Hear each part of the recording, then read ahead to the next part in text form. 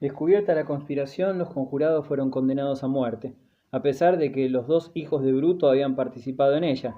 Los cónsules mandaron a cumplir la sentencia en el foro, ante su presencia.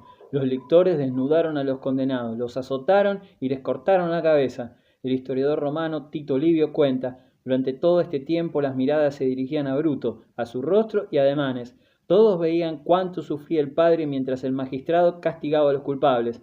Tito Livio, que vivió entre el 59 a.C. y el 17 después de Cristo, escribió una historia política de Roma que comprende desde la fundación de la ciudad hasta el año 9 a.C. Constaba de unos 142 libros, de los que se han conservado del 1 al 10, del 21 al 45 y un fragmento del 91. Su obra es emotiva, pero poco crítica. Poco después de aquella ejecución, Bruto sucumbió a un combate contra las tropas etruscas de Tarquino, se batió en duelo con uno de los hijos del rey y perdió la vida. Los romanos lo lloraron como a un padre. Horacio Cocles y Muzio Escévola. Los romanos vencieron al fin a los etruscos, pero Tarquino no perdió la esperanza de reconquistar su trono. En sus aspiraciones fue ayudado por otro rey etrusco, Porcena, que atacó a los romanos, los derrotó y persiguió hasta el puente que franqueaba el Tíber y daba acceso a Roma. Nadie sabe qué hubiera ocurrido si Horacio Cocles no hubiera estado allí. Se encontraba guardando el puente, dijo Tito Livio, al ver que con un ataque repentino los enemigos habían conquistado el Janículo y descendía de allí con paso acelerado, y que la multitud desordenada de sus soldados abandonaba las armas y las filas, detuvo a algunos cerrándoles el paso, y poniendo por testigos a los dioses y a los hombres, les reprochó su error en abandonar su puesto y huir, porque si atravesaban este puente y lo dejaban intacto detrás de ellos, pronto habría tantos enemigos en el Palatino y en el Capitolino como en el Janículo. Por eso los exhortaba a que cortasen el puente con hierro o fuego o cualquier medio de destrucción que tuvieran a su alcance, mientras él sostendría el ataque contra el enemigo, en tanto quedase un solo hombre que quisiera impedirlo. Dicho esto, se dirigió a la entrada del puente, y fue maravilloso verlo, entre todos los que volvían la espalda huyendo del combate y abandonando la lucha cuerpo a cuerpo, pelear él solo, con una audacia que asombraba al enemigo. Hubo, sin embargo, dos hombres que rivalizaron en valor con él, Espurio Marcio y Tito Herminio, célebres ambos por su nobleza y hazañas. Con ellos sostuvo durante cierto tiempo el primer choque de este peligroso atraque, y la fase más violenta del combate. Luego, al no quedar del puente más que un pasillo y llamarlos quienes lo cortaban, ordenó a sus acompañantes que se retiraran al lugar seguro. Después, dirigiendo miradas amenazadoras hacia los jefes etruscos, los desafió a todos y a cada uno, diciéndoles: esclavos de tiranos, soberbios, ¿os olvidáis de vuestra propia libertad y venís a quitar la ajena? Los etruscos, asombrados, se miraron unos a otros, dudando en seguir la lucha. Les acometió un sentimiento de vergüenza, y dando terribles gritos, se arrojaron contra el único enemigo que les hacía frente. Redoblaron los golpes sobre el escudo de Horacio Cocles, pero éste siguió obstinado, interrumpiendo el paso del puente, sin que los etruscos lograran derribarle. Al fin, el estrépito del puente que se hundía y los gritos de alegría de los romanos al ver terminada su obra detuvieron de repente el ataque enemigo. Entonces Cocles exclamó: Padre Tíber, Dios santo, a ti me encomiendo. Y este soldado en tu lecho, y completamente armado se arrojó al Tíber. A pesar de los golpes recibidos, atravesó el río y pudo reunirse sano y salvo con los suyos. El valor de Horacio Cocles impidió que Porcena penetrara en Roma, persiguiendo al ejército vencido. Entonces el rey etrusco determinó rendir por hambre la ciudad. También entonces se salvó Roma por un acto de heroísmo, esta vez debido a un joven llamado Cayo Mucio. El héroe salió de la ciudad y penetró en el campo enemigo con un puñal escondido bajo el manto. Ante la tienda del rey, un oficial pagaba su sueldo a los soldados. Nadie se percató del extranjero. De repente, Mucio se arrojó sobre el hombre a quien se dirigía la mayoría de los soldados y, suponiendo que era el rey, lo apuñaló. La víctima era el secretario de Porcena. En el acto, los soldados se apoderaron de Mucio y lo llevaron ante el soberano. El joven no mostró temor alguno. Mi nombre es Mucio, dijo a Porcena. Soy romano y quise matar al enemigo de mi patria. No vendrán otros jóvenes romanos que intentarán conquistar el mismo honor. Porcena, enfurecido, amenazó al joven con quemarlo vivo si no revelaba enseguida qué planes tenían los romanos.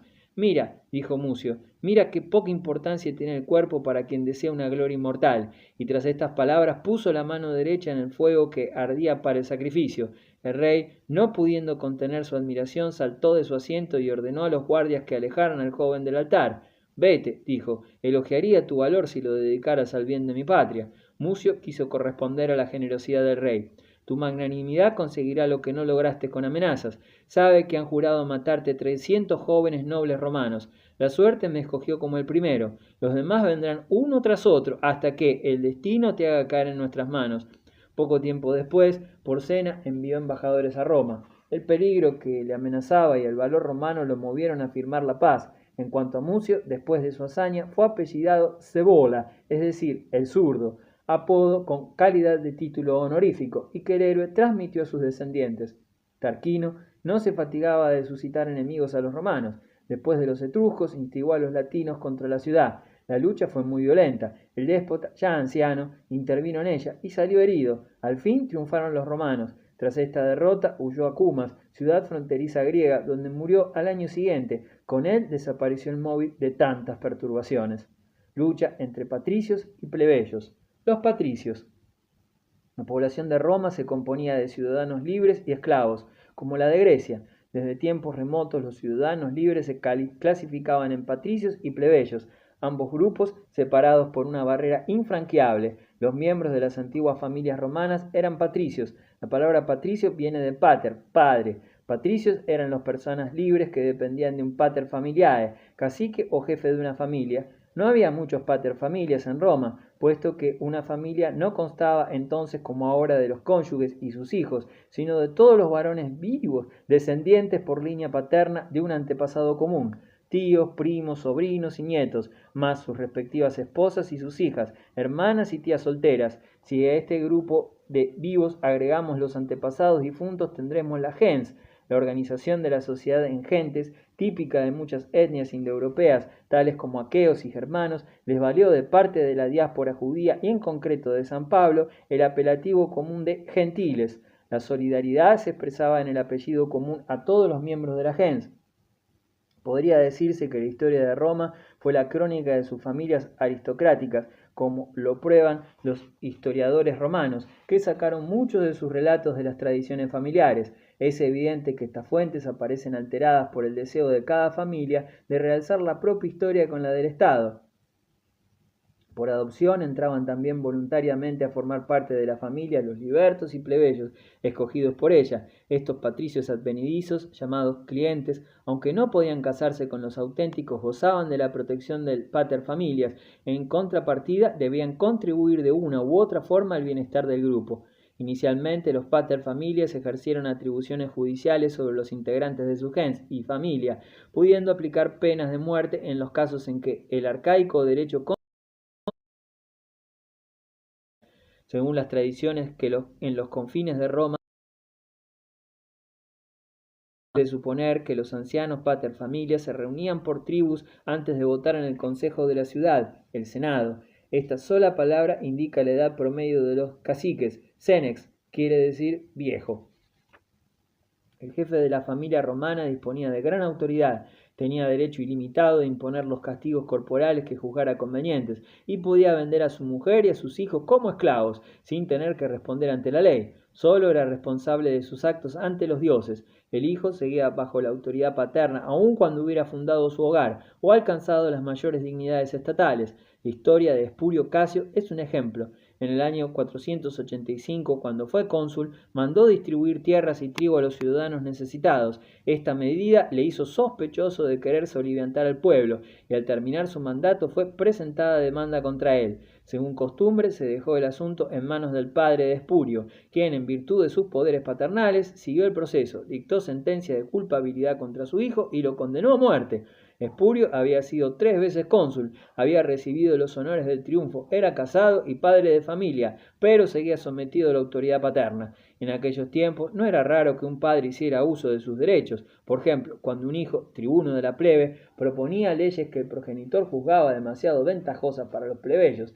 En tal caso, el padre podía imponer silencio a su hijo con solo ordenarle que abandonara la tribuna y lo acompañase a casa, y ¡ay de aquel que se hubiera atrevido a desobedecer! En la sociedad romana, los tiempos de la república, el hijo temía al padre, el ciudadano a la autoridad y todos a los dioses.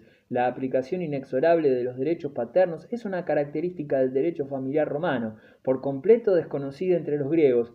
Es, en cambio, similar al derecho de los germanos. No obstante, los antiguos nórdicos trataron a los hijos reacios con cierta benevolencia.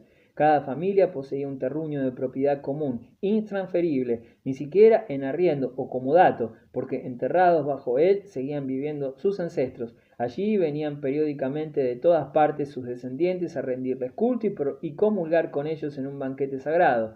Veamos cómo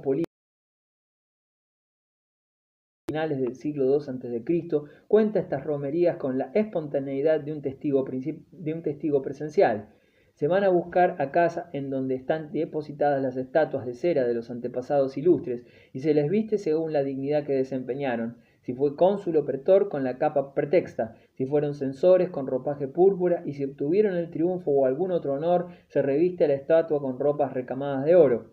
El pretor era el juez supremo. Los censores inspeccionaban las inscripciones tributarias, que formaban la base del derecho civil romano. Al mismo tiempo, como los éforos espartanos podían retirar su derecho de voto a los ciudadanos negligentes o culpables de delito, y podían expulsar del Senado los miembros indignos de tal cargo. Los censores cumplían también algunas funciones financieras. Se les lleva en carro y van precedidas de las haces, hachas y otros símbolos de su magistratura, según los honores y cargos que tuvieran en la república. El cortejo fúnebre se dirigía primero al foro y colocaba las estatuas en asientos de marfil.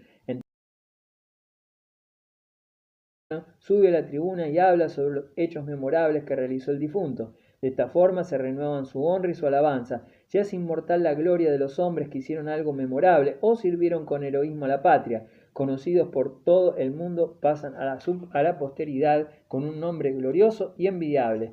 Pero lo mejor de ello es que la juventud se anima a hacerlo todo para conseguir la gloria que acompaña a los hombres de bien.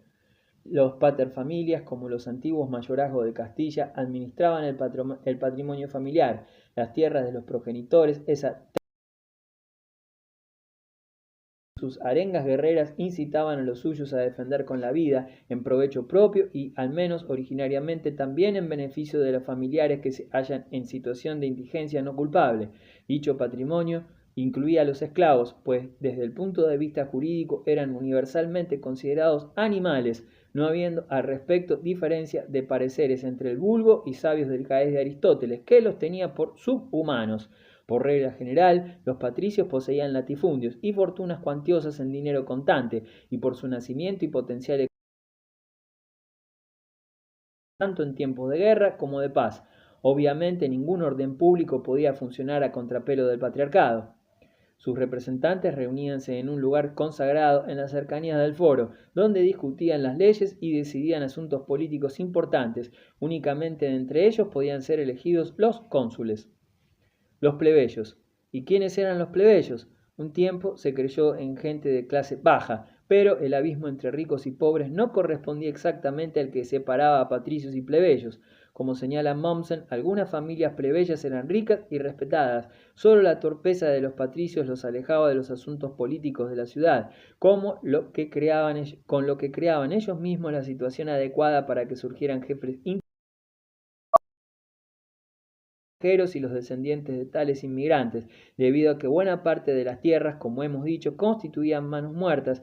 Cabe deducir que mientras los patricios dominaban en los campos urbanos, donde fueron haciéndose más y más numerosos a medida que la ciudad iba creciendo con nuevos forasteros, y que de las familias patricias iban desgajando algunos individuos. Pese a su importancia cuantitativa, esta clase no podía participar de los deberes y derechos cívicos. Dispensada del servicio militar y del pago de impuestos, tampoco tenía influencia alguna en los juzgados que atendieran sus cuitas, razón por la cual algunos de ellos buscaron seguridad adhiriéndose como clientes a alguna familia patricia con la que tenían relaciones comerciales habituales.